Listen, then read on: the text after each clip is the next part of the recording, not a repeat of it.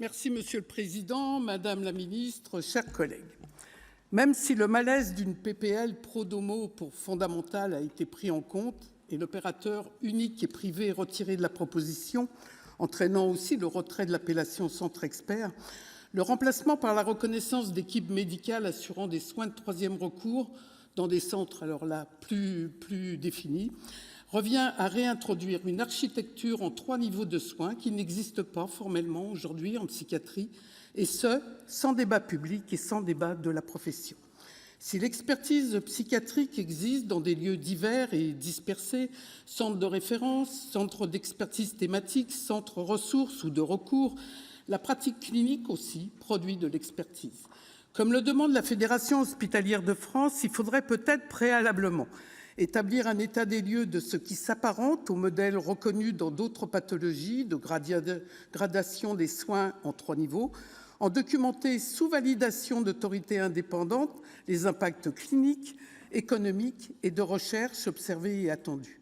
Ensuite, si la pertinence de ce modèle d'organisation de l'offre était établie, ce qui n'est pas le cas aujourd'hui, le temps sera venu, par une concertation approfondie, de définir un cahier des charges, les règlements d'organisation, de fonctionnement des opérateurs de niveau 3, leur statut, le périmètre des missions, les critères de qualité, les exigences de coordination avec la psychiatrie hospitalière et de secteur, les critères d'adressage et enfin leur positionnement dans l'offre de soins. Ça, c'est le flou actuel dans la proposition actuelle. Ce travail d'élaboration n'a pas été fait et le législateur ne peut sauter ces étapes ou les accélérer sous la pression d'un opérateur en modifiant le code de la santé publique alors même qu'aucune gradation de soins d'autres disciplines n'y figure. Il n'appartient pas au législateur mais aux ministères concernés et à l'État par décret de définir la gradation et les niveaux de soins.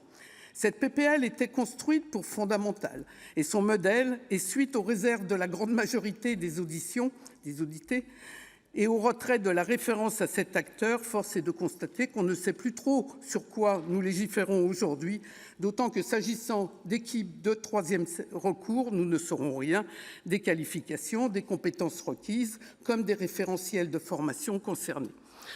En effet, de la DGOS au Collège national des universitaires de psychiatrie, en passant par la Fédération hospitalière de France, de la critique de la seule étude produite par Fondamental à son articulation variable avec la psychiatrie de secteur, rarement PPL n'aura suscité autant de réserves et de critiques lors des auditions. Un consensus se dégage néanmoins sur la nécessité d'une large concertation sur l'organisation des soins et le modèle de gradation des soins. Car il a semblé impossible de pérenniser une offre et un modèle basé sur l'étude d'une seule pathologie dont les conclusions ont été extrapolées et reprises sans prudence dans l'objet de la PPL quant à son efficacité et efficience. Voyons, promesse de 18 milliards d'économies, division par 2 des hospitalisations.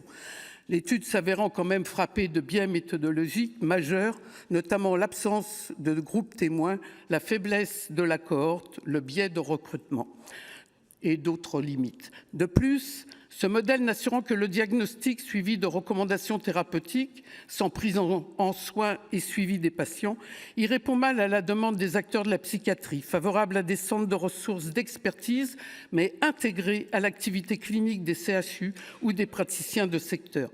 L'activité clinique apparaît essentielle à un diagnostic d'excellence et surtout évolutif, supposant un système intégratif, coopératif, évolutif, garantissant la continuité des soins sans rupture de parcours, même apte pour la recherche qui nécessite un cadre méthodologique et des modes de saisie protocolisés.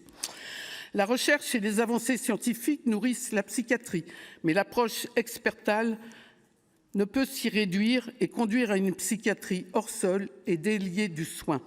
La DGOS qui a laissé, bon an, mal an, le modèle des centres experts prospérer sans grand suivi et évaluation, concède que celui-ci n'a pas fait l'objet d'évaluations scientifiques indépendantes et que le véhicule législatif n'est pas adapté. Il nous semble aussi que le législateur n'est pas légitime à trancher un débat académique et doctrinal sur le système expertal de la psychiatrie et son organisation, et quelquefois d'ailleurs des orientations psychiatriques qui les sous-tendent.